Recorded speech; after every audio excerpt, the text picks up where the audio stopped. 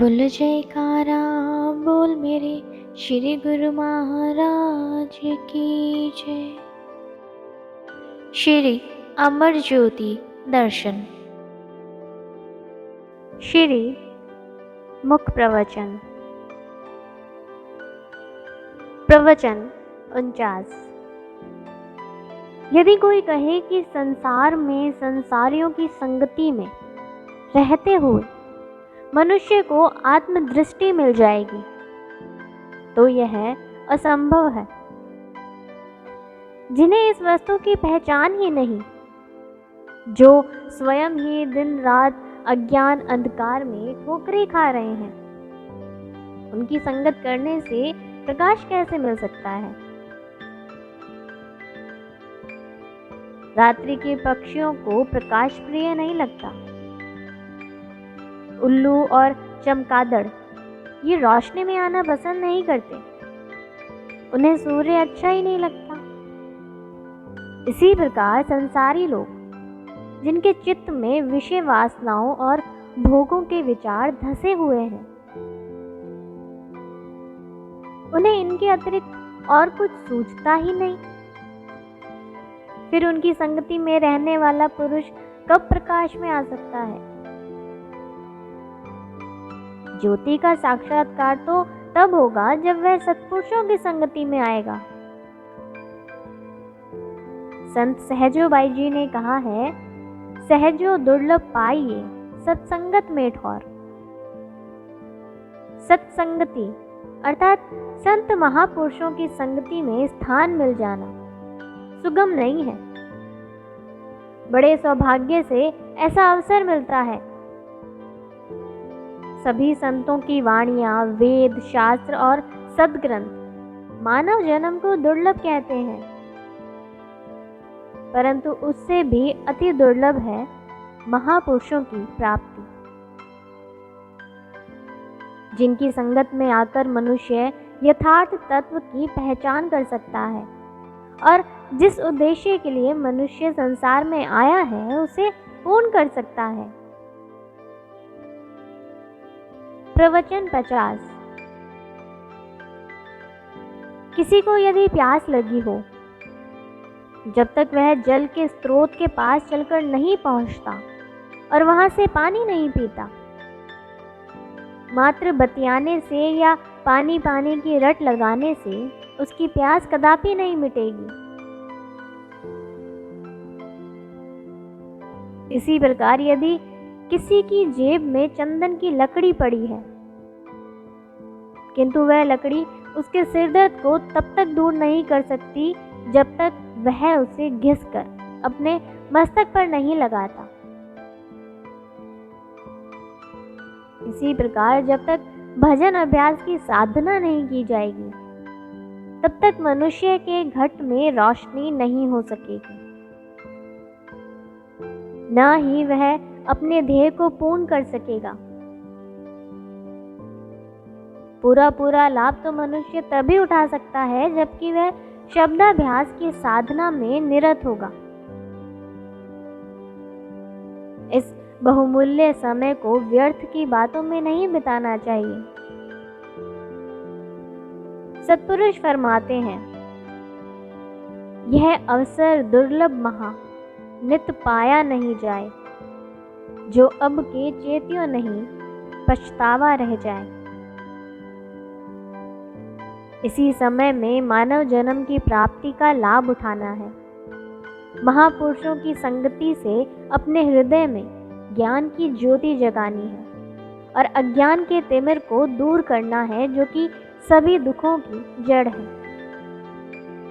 सेवा, सत्संग, भजन अभ्यास ही जीवन को सुखी और शांतिमय बनाने के साधन हैं। इन्हीं में ही आत्मकल्याण निहित है।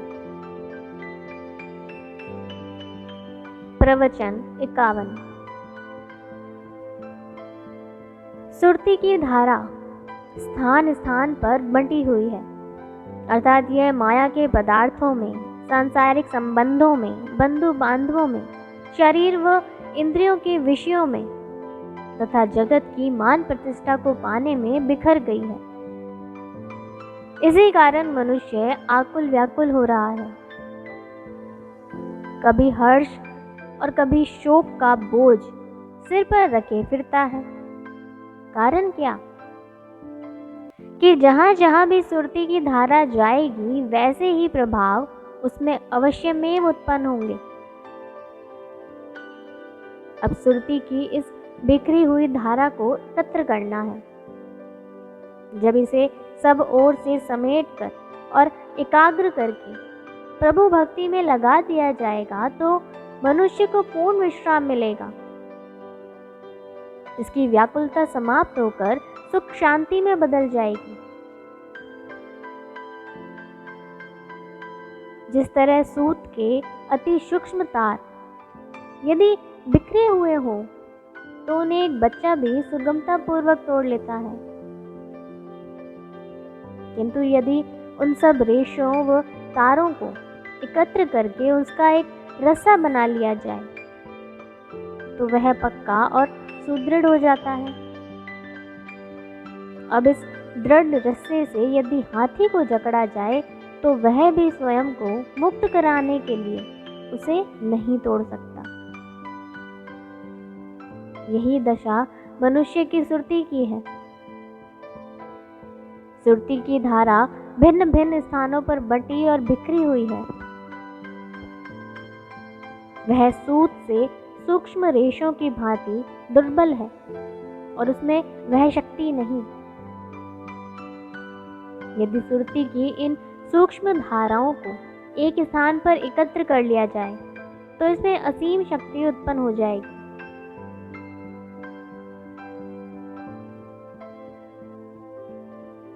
सुरती के बिखरे होने से मानव निर्बल और दुखी है। सुरती को एकाग्र कर लेने से वह शक्तिशाली और सुखी बन सकता है।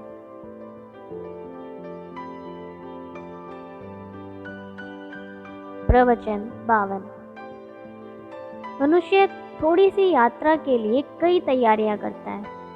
नकदी, खाने पीने की सामग्री और सवारी आदि का प्रबंध करता है, परंतु जो परलोक की यात्रा है उसके लिए उपेक्षा पूर्वक चलता है। यह कितनी भूल है।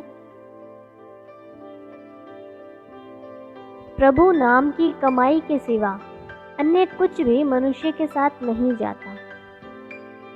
नाम के बिना सब कुछ असत्य है, मिथ्या है।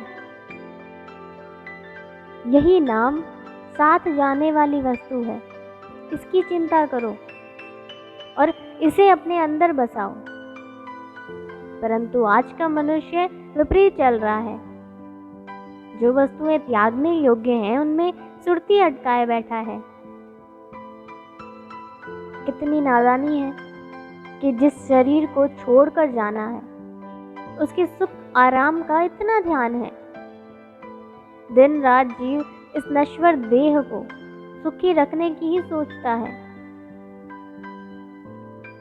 जिसके साथ सच्चा संबंध और आत्मिक नाता है उस परमेश्वर से मिलाप करने का इसे विचार ही नहीं आता। मनुष्य धरती पर आया तो भजन बंदगी के लिए था, किंतु भूमंडल पर आकर यह मनुष्य प्रमाद और अविद्या का शिकार होकर शरीर और इंद्रियों के सुख में पड़ गया है। सत्पुरुषों की वाणियां ही मनुष्य का मार्गदर्शन करती हैं। सत्पुरुष फरमाते हैं, ऐ जीव, संपूर्ण विचारों को एक ओर रखकर केवल एक प्रभु का ही ध्यान मन में रख। अपने अहंकार को छोड़कर अपना सर्वस्व उसी परमात्मा को समझ। जो कुछ तेरे पास है उसे ईश्वर की धरोहर समझकर प्रयोग में ला, किंतु इसमें चित्त न अटका। मानुष जन्म यूं ही संसारी पदार्थों के लालच में फंसे रहकर गंवाने के लिए नहीं मिला है। यह जन्म और समय दोनों बहुत मूल्यवान हैं। इनसे बहुमूल्य वस्तु की प्राप्ति करनी चाहिए। वह अमूल्य वस्तु प्रभु की भक्ति है, प्रेम है। इससे बढ़कर और कोई अमूल्य निधि नहीं। इसलिए विवेकशील सदा प्रभु भक्ति और प्रेम के याचक बने रहते हैं। प्रवचन 53। महाभारत में प्रसंग आता है कि दुर्योधन और अर्जुन दोनों ने भगवान कृष्ण के पास जाकर उनसे सहायता की याचना की। दुर्योधन ने तो युद्ध का सामान, सेना व शस्त्रों की मांग की, किंतु अर्जुन ने केवल भगवान को ही मांगा। दुर्योधन ने असत वस्तुओं का आश्रय लिया तो परिणाम क्या हुआ कि ना तो उसे संसार में ही प्रतिष्ठा मिली और ना ही उसका परलोक संवरा। अर्जुन के सारथी बने भगवान ने अर्जुन को ही विजय बनाया। भक्तिमती मीरा, भक्त ध्रुव, भक्त प्रहलाद, संत रविदास जी इत्यादि जिन्होंने सच्चे नाम की ओट ली, उनके नाम इतिहास में सदा उज्जवल हैं और प्रलय काल तक दैदीप्यमान रहेंगे।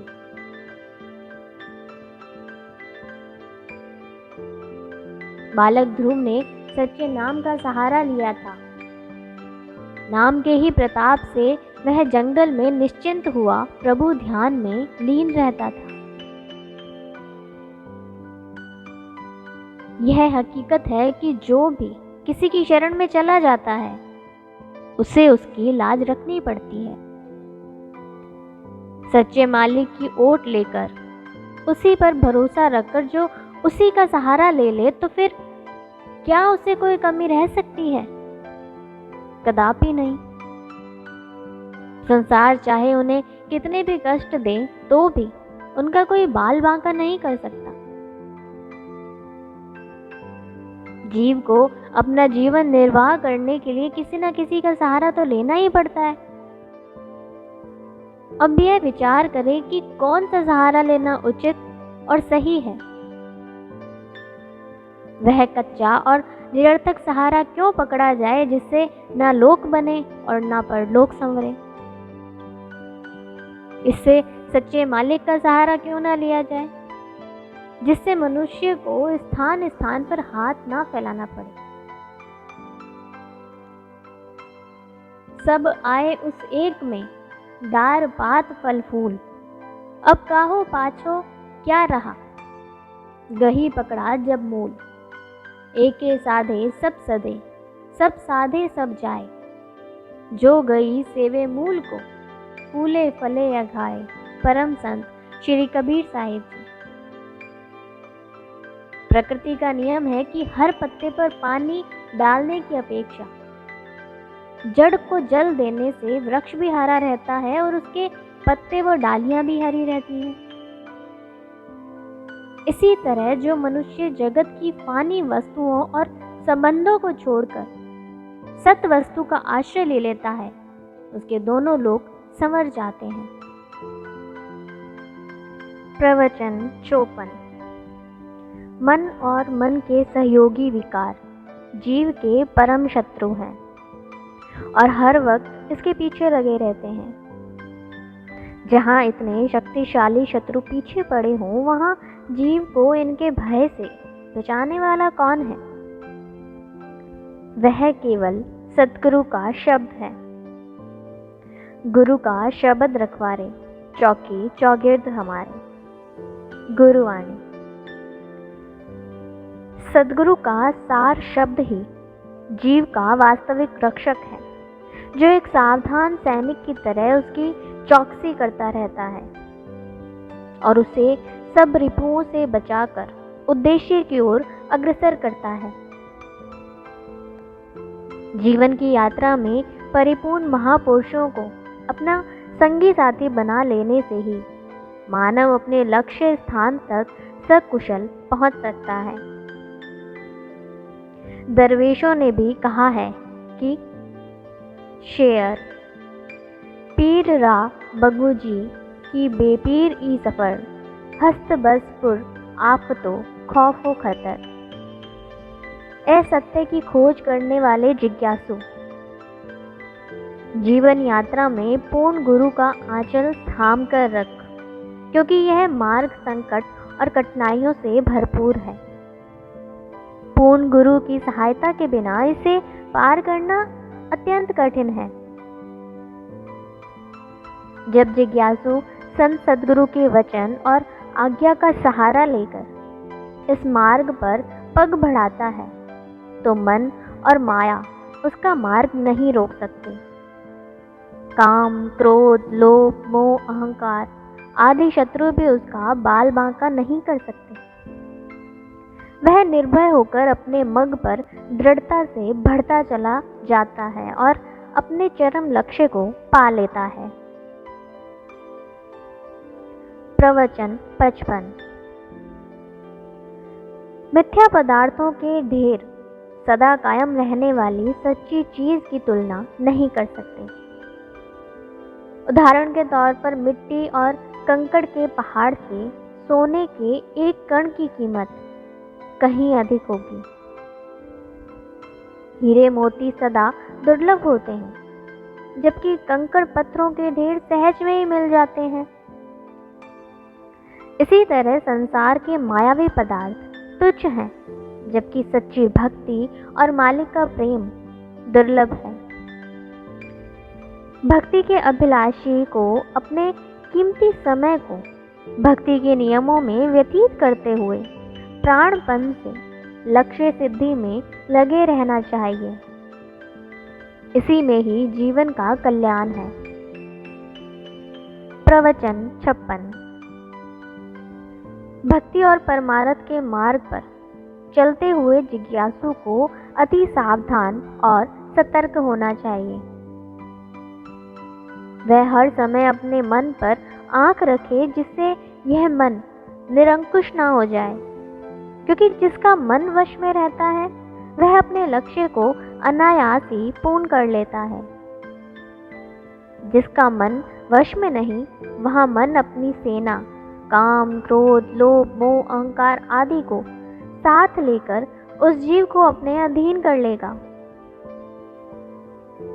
यह मन आदि काल से ही जीव का प्रतिद्वंदी रहा है। यह नहीं चाहता कि जीव इसके धोखे से बच जाए। यह जीव को अपनी गुलामी में रखना चाहता है, जिससे जीव इसके बंधन से मुक्त न हो सके। जो प्रेमी सद्गुरु का शिष्य है, उसके पास शब्द का अस्त्र होता है। जब वह गुरु शब्द की कमाई करता है तो वहाँ मन की समस्त शक्तियाँ निष्क्रिय हो जाती हैं। सद्गुरु की रहनुमाई में चलता हुआ वह माया की गिरफ्त से मुक्त होकर अपने लक्ष्य को सुगमता से प्राप्त कर लेता है। प्रवचन 57। नित्य सुख और शाश्वत आनंद का रहस्य जीव को कैसे विदित हो सकता है? अपनी बुद्धि अनुसार इसकी खोज का ढंग गलत है और इसे पाना भी अवश्य है, क्योंकि यह आंतरिक मांग है। कुदरत के नियमानुसार हरेक मांग की पूर्ति होती है। इसी सच्चे सुख के अभिलाषी रूहों की पुकार के अनुसार कुदरत इसका उचित प्रबंध करती है। महापुरुष इस हेतु ही धराधाम पर अवतरित होते हैं। वे संसार में खुशियां बांटने और लोक परलोक सुखी बनाने के साधन जुटाते हैं।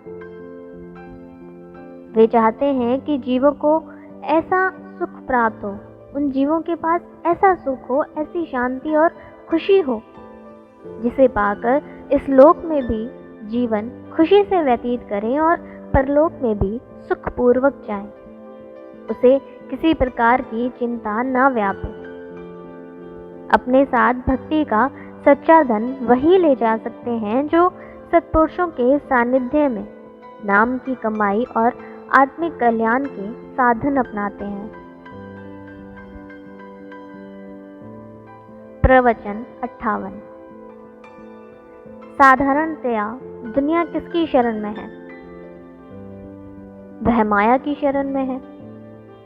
हर समय उसी का चिंतन, उसी का ध्यान और उसकी याद में संलग्न है।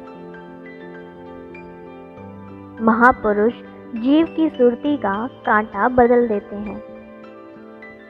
वे युक्ति सुझाते हैं कि संसार में रहो, परंतु जीने का ढंग सीख लो। दूसरी योनियों में दुख झेले हैं, कष्ट उठाए हैं। अब भी यदि दुखी बना रहा, कष्ट झेलता रहा, तो मानव जन्म से क्या लाभ लिया। अब सुखपूर्वक आनंदमयी जीवन बनाने का ढंग सीख लो। वह काम कर लो जो अन्य योनियों में नहीं हो सकता। वह क्या कि भक्ति का धन कमा लो। केवल यही एक वस्तु है जो अन्य योनियां नहीं समझ सकती और ना ही इसकी कमाई कर सकती हैं। इस प्रकार संसार में रहते हुए सुखपूर्वक रहो, खुशी खुशी रहो। सद्गुरु ने जो साधन नियम बतलाए हैं, उन पर दृढ़ रहकर मालिक की याद दिल में बसाए रखेंगे तो निश्चय ही सुखी जीवन व्यतीत कर परलोक सुहेला बना लोगे। प्रवचन 59। विधाता ने सृष्टि की रचना की। उसने इसमें शारीरिक आवश्यकता पूर्ति के सब सामान बना दिए। ये सब वस्तुएं जड़ हों अथवा चेतन परिवर्तनशील हैं। वह हर समय परिवर्तित होती रहती हैं। किसी की अवस्था सदा एक समान नहीं रहती। परिवर्तनशील संसार में परिवर्तन एक अटल नियम है। नित्य प्रति के अनुभव से ज्ञात होता है कि पेड़ का बीज जमीन में कुछ दिन दबा रहता है, उसमें से अंकुर निकलते हैं, वह पौधे का रूप धारण करता है और बढ़ते बढ़ते पेड़ बन जाता है। जमीन में दबे हुए बीज का अस्तित्व समाप्त हो जाता है और इधर पेड़ पर फूल फल लगते हैं, पकते हैं और झड़ जाते हैं। इसी प्रकार इंसान एक शिशु के रूप में जन्म लेता है।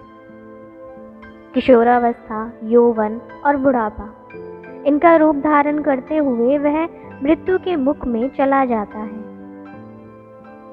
अर्थात प्रकृति की रचना हर क्षण हर पल परिवर्तनशील है।